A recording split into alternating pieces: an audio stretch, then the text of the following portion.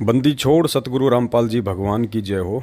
परमपिता परमेश्वर की आप सभी प्यारी आत्माओं को मुझ पवन दास का सत्साई।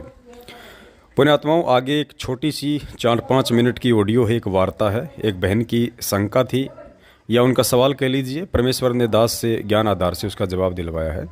लेकिन उससे पहले आपकी नॉलेज में एक बात डालनी बहुत ही ज़रूरी है, क्योंकि अगर दास ये शब्द उस ऑडियो को सुनने से पहले आपको नहीं बताएगा, हो सकता है आपके मन में भी कई प्रकार की शंकाएं और भ्रांतियां पैदा हो जाएंगी दास को लेके। तो पुण्यात्माओं देखो, ये सत भक्ति मार्ग है और काल भगवान बिल्कुल भी नहीं चाहेगा कि ये मार्ग वर्तमान में ठीक ठाक चले और आगे आने वाले समय में कोई भी आत्मा इस मार्ग पर ज्ञान आधार से टिक के भक्ति कर ले, अपना आत्म कल्याण करवा ले। वो कोशिश करेगा जो उसके अंडर में है। साम दाम दंड भेद घटिया नीति, कुछ भी कुप्रेरणा करके वो इस मार्ग को दूषित करने की कोशिश करेगा, लोगों में शंकाएं डालने की कोशिश करेगा। तो इसलिए दास ने ये ऑडियो बनाना लाजमी समझा है। तो पुण्यात्माओं, एक बहन है जो मुझदास को व्हाट्सएप पे एक मैसेज डालती है ऑडियो, और कहती है कि पवन भगत जी, मुझे आपके अंदर कबीर परमेश्वर दिखाई देते हैं। अब यदि डायरेक्ट दास वो ऑडियो डाल देता तो आप जी मुझदास पर भी शंका कर बैठते और बहुत सारी जो बातें हैं आपके अंदर गलत विचार आ सकते थे। इसलिए पुण्यात्मा दास यहाँ पे बताना जरूरी समझ रहा है कि इसमें भी उस परम पिता परमेश्वर की ही मर्जी है। उस बहन में ये विचार नहीं आए। वो बहन परमेश्वर का ज्ञान सुनने के बाद में, तत्व ज्ञान लेने के बाद में, जिसको मालूम पड़ गया कि पूरी पृथ्वी के ऊपर यदि कोई भगवान है, कोई परमेश्वर है, असल में यदि कोई कबीर परमेश्वर है तो बंदी छोड़ सतगुरु रामपाल जी भगवान है, जो कि हमारे पूज्य गुरुदेव हैं। उस बहन को भी अच्छे से पता है इस बात का। उसके बावजूद भी यदि उस बहन ने ये कहा है कि पवन भगत जी, मुझे आपके अंदर कबीर परमेश्वर जो है नज़र आते हैं। दास की ऑडियो सुनने के बाद, वीडियो सुनने के बाद, परमेश्वर ने जो बुद्धि, जो ज्ञान योग दास का थोड़ा सा खोला है, उस आधार से बहन ने ये आंकलन किया। लेकिन पुण्यात्माओं, ये सोच, ये आंकलन, ये उस बहन का नहीं है। वो बहन तो केवल भैंसाराम की तरह एक निमित्त मात्र बनी है। उस बहन से ये सारे शब्द निकलवाने वाला, बुलवाने वाला स्वयं वो कबीर परमेश्वर ही है। बंदी छोड़ सतगुरु रामपाल जी भगवान ही है। अब इसका रीजन क्या है पुण्यात्माओं? इसका रीजन ये है कि आने वाले समय में जब हमारे पूज्य गुरुदेव जी इस पृथ्वी लोक से अपनी लीला पूरी करके और जब अपने निज लोक सतलोक वापस प्रस्थान कर जाएंगे, उसके बाद में काल किसी भी तरह से इन जीवों में कुविचार पैदा करके, किसी भी प्रकार की शंका पैदा करके भ्रमित ना कर सके आने वाली पीढ़ियों को। इसलिए जितने भी प्रकार के जो बैरियर्स हैं, जो बाधाएं हैं, जो ब्रेकर हैं, वो सारी इसी समय प्रकट होनी है और इसी समय उन सब का समाधान होना है। जैसे कि पूज्य गुरुदेव जी का जो कलयुगी परिवार है, तो परमात्मा ने, अब देखिए ये लोग किस प्रकार से काल प्रेरणा से संगत को आज जो है भ्रमित कर चुके हैं, संगत को काल भगवान की गोद में बैठा चुके हैं, सारी घटिया हरकतें करके, राजनीति, आरक्षणबाजी, पता नहीं, आप जानते हैं, आप लोग देखते हैं, इनके पीले पर्चे पढ़ते हैं, इनके आदेश जानते हैं। तो परमात्मा साथ साथ में सत्सेवकों को निमित्त बना के ज्ञान आधार से उनका समाधान भी करवा रहे हैं, ताकि आने वाली पीढ़ियां ऐसी, यदि गलती कोई भगत यदि आने वाले समय में कोई वो करेगा तो कोई भी व्यक्ति उनके झांसे में नहीं आएगा, क्योंकि ये घटनाएं वर्तमान में घटित हो रही हैं, ये एक एग्जाम्पल बन रही हैं। संजय दिल्ली वाला जिसने कमाल की भूमिका निभाई, ताकि आने वाले समय में यदि मेरी गैर हाजिरी में कोई भी आत्मा काल प्रेरित होके अगर ऐसा कोई घटिया कर्म करे जो अपने आप को नानक घोषित कर दे, अपने आप को कबीर परमात्मा घोषित कर दे, अपने आप को जगत गुरु तत्वदर्शी संत घोषित कर दे, तो भी मेरी आने वाली जो आत्माएं हैं जो भक्ति करेंगी 1000 साल तक इस मार्ग पर, वो भ्रमित ना हो सकें, उसके लिए भी आज वर्तमान में ही वो एग्जाम्पल तैयार हो गया। गुरु जी का परिवार, गुरु जी का बेटा बेटी, यानी ये वंशवाद और ये परिवारवाद भक्ति मार्ग में कितना खतरनाक है, कितना बड़ा वायरस है, ये भी परमेश्वर ने संगत को वर्तमान में एक उदाहरण पेश करके दिखा दिया।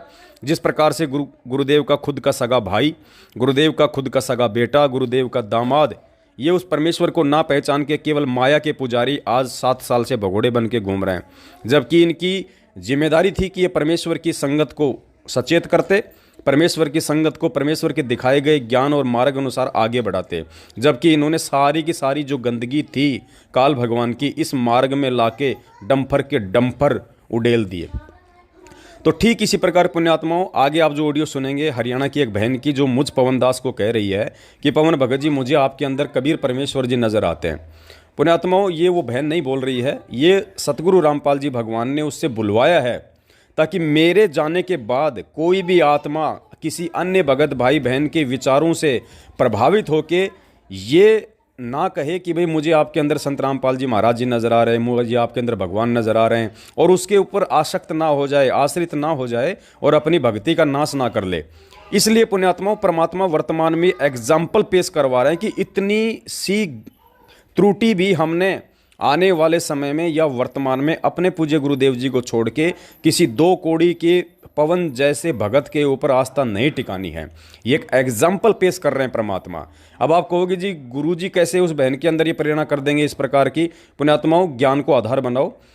दास आपको परमपिता परमेश्वर सतगुरु रामपाल जी भगवान का एक छोटा सा सत्संग भेज रहा है, जिसमें पूज्य गुरुदेव जी 650 साल पहले रामानंद जी और कबीर जी की वार्ता का जिक्र कर रहे हैं।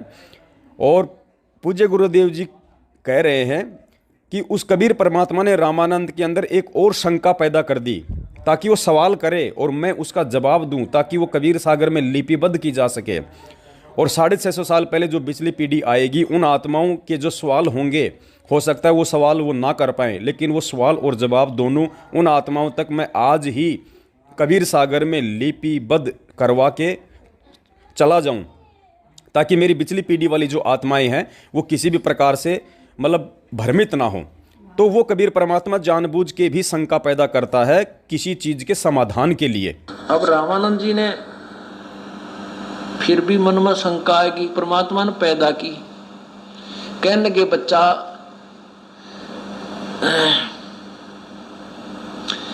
या तो बात मेरा समझ में आ गई, आप मेरी फड़क निकालने के लिए आए थे। ये जो दीक्षा तुम दी मान ली मनमोर, या मेरे ती जो शिक्षा दी ना, छोटी जाति बड़ी जाति और भगत होकर मैं ऐसी नखरे कर रहा था भगवान, या तो मेरी समझ में आ गई। और आपका शरीर इतना कोमल है जैसे रुई हुआ करे, और मेरा तो पत्थर जैसा शरीर है आपके कोमल शरीर को देखकर, क्योंकि परमात्मा का तेज पुंज का शरीर है। तो ठीक इसी प्रकार पुण्यात्माओं, इस बहन के अंदर जो ये विचार आए हैं, ये इस बहन के विचार नहीं है। मैं तो दो कोटि का जीव हूँ, मेरी औकात क्या है पुण्यात्माओं, जो वो बहन मेरे विषय में ऐसा सोच सकती है। लेकिन दास को सतगुरु रामपाल जी भगवान ने वर्तमान में इस कुत्ते को एक निमित्त मात्र बना रखा है अपनी प्यारी संगत की शंकाओं के समाधान के लिए, और आने वाली पीढ़ियों को एक सावधानी पूर्वक इस भक्ति मार्ग पे चलाने के लिए।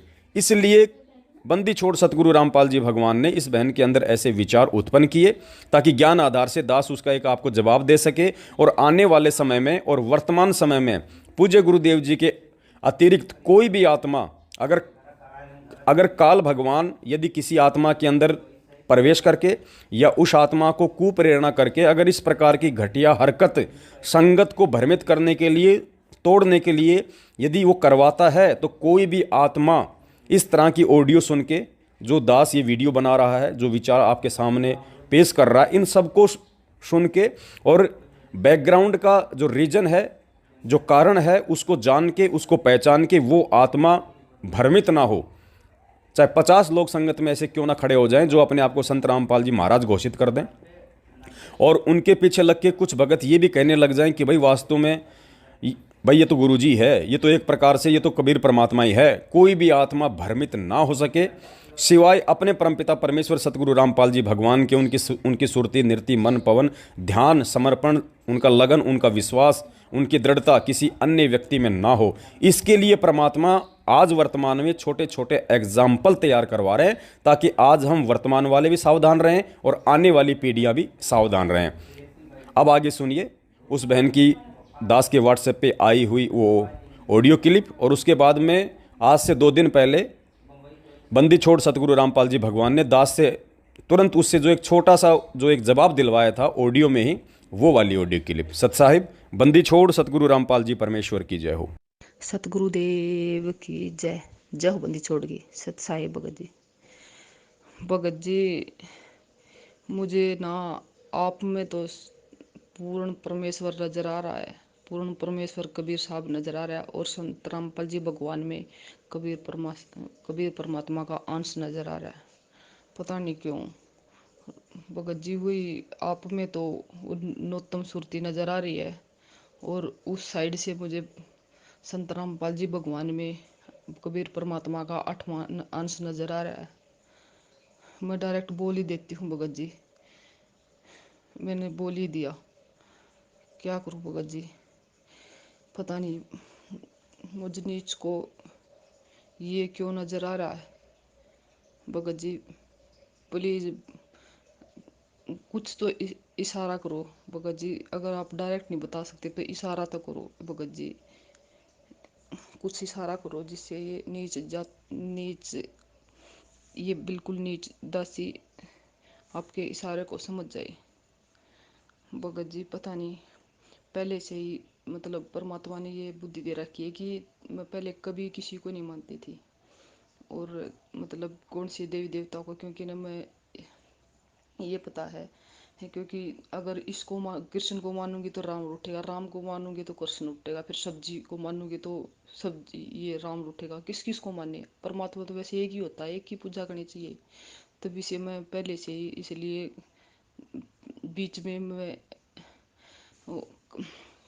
साईं बाबा को मानने लगी, क्योंकि साईं बाबा का एक ही विचार था, सबका मालिक एक, सबका मालिक, इसलिए मुझे वो अच्छे लगते थे। और मैं उसकी वाणी पढ़ती थी ना, वो देखती थी उनके इंटरव्यू, ऐसे रोने लग जाती थी, उनको देख देख के ऐसे रोने लग जाती थी, पता नहीं क्यों अंदर से आत्मा इतनी रोती थी। और मैं उसको इतना मानने लगी कि मैं उसके ही व्रत करने लगी उसके, और मैं उसके व्रत करते करते हमेशा ये बोलती थी, हे साईं बाबा मुझे कोरा दिखाओ, हे साईं बाबा मुझे मतलब ये बताओ कि मैं ठीक पूज रही हूँ आपको, क्या है मतलब सबका मालिक एक कौन है। मतलब मैं पूछती थी कि आप बताओ, आप मुझे सतभक्ति दो, सतभक्ति दो।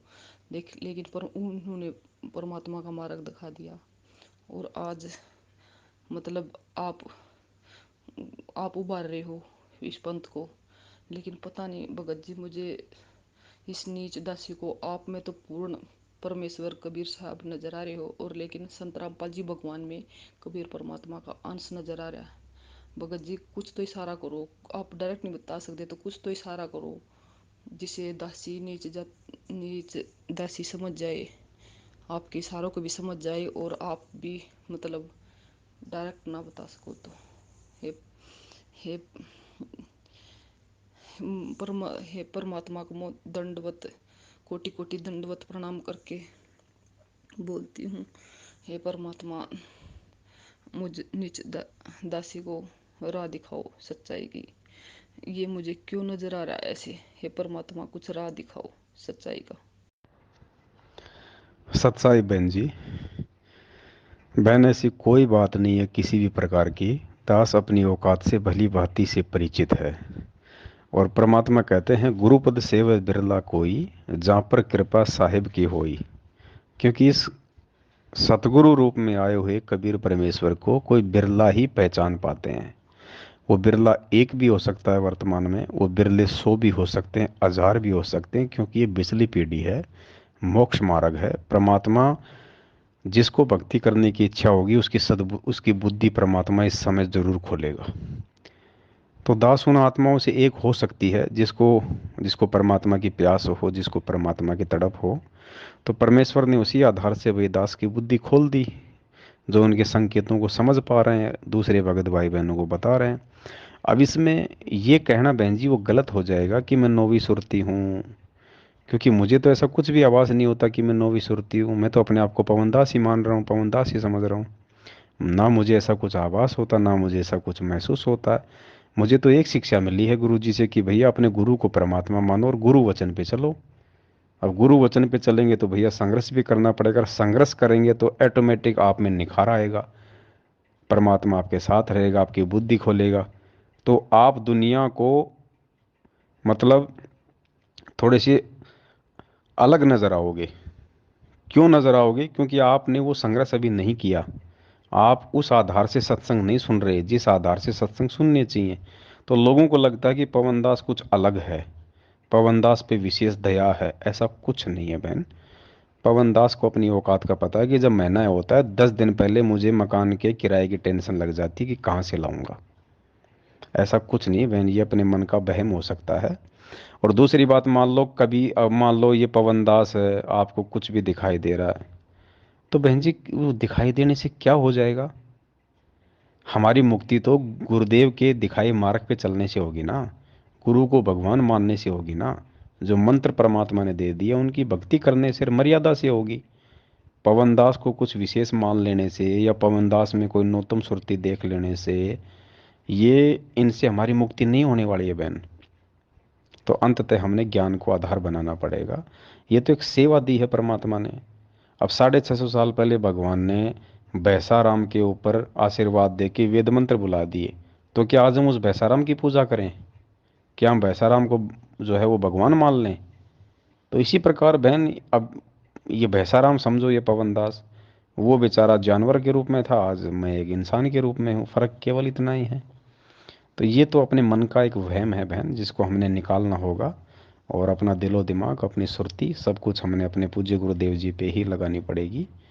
और हम किसी और पे इस प्रकार से आश्रित भी ना हों, क्योंकि मेरी औकात नहीं है बहन कि मैं भगत समाज को समझा सकूं, ये 3-3 घंटे की वीडियो बना सकूं, किसी भी पॉइंट पे किसी भी शंका का समाधान कर सकूं। ये तो परमेश्वर ने बुद्धि खोली हुई है। अगर आप इस भक्ति मार्ग में इतना, यदि आप भी आगे बढ़ोगी, तो परमात्मा तो रजा करने के लिए बैठा है ना, वो तो आप पे भी रजा कर देगा। वो तो लाखों पवनदास खड़े करने के लिए तैयार बैठा है, लेकिन कोई पवनदास की तरह कोई आगे बढ़ने के लिए भी तो तैयार हो, कोई इतना संघर्ष करने के लिए भी तो तैयार हो, घर बार बाल बच्चे छोड़ने के लिए भी तो तैयार हो कि अगर वो समय आए तो मैं सब छोड़ दूंगा। इतना किसी का एक विश्वास भी तो बने अपने गुरु में। बस इतनी सी बात है बहन, बाकी यहाँ कोई छोटा बड़ा नहीं है, हम सब एक ही कैटेगरी के हैं। हम सब उस परमात्मा के भगत हैं, उसके बच्चे हैं। हमें कोई ज्ञानी, कोई महाज्ञानी, कोई मूर्ख नहीं है। ये तो अपनी अपनी अध्यात्म को लेके मतलब समझ है, सोच है, बस इतनी सी बात है बहन। अब कोई बच्चा स्कूल में मेरिट आ जाता तो क्या वो मतलब देवता बन जाएगा? अगर एक बच्चा अगर फर्स्ट डिवीज़न आ रहा है, एक सेकंड डिवीज़न आ रहा है, एक फेल हो रहा है और एक मेरिट में आ गया, तो मेरिट में आने वाला कौन सा बताओ, मतलब कि ब्रह्मा विष्णु महेश की पदवी पे बैठ जाएगा? रहे तो वो भी एक इंसान ही का ना, लेकिन उसने थोड़ी मेहनत की, जिस कारण से वो मेरिट में आ गया, अच्छे नंबरों से पास हुआ, तो उसको अच्छी नौकरी मिल जाएगी। बस इतना ही फर्क है बहन, सत साहिब। जिसके सिर पर कृपा गुरु की, वो दुख कैसे पाएगा? जिसके सिर पर कृपा गुरु की, वो दुख कैसे पाएगा? नाम गुरु जी का जप लेगा, नाम गुरु जी का जप लेगा, जीवन सफल बनाएगा। जिसके सिर पर कृपा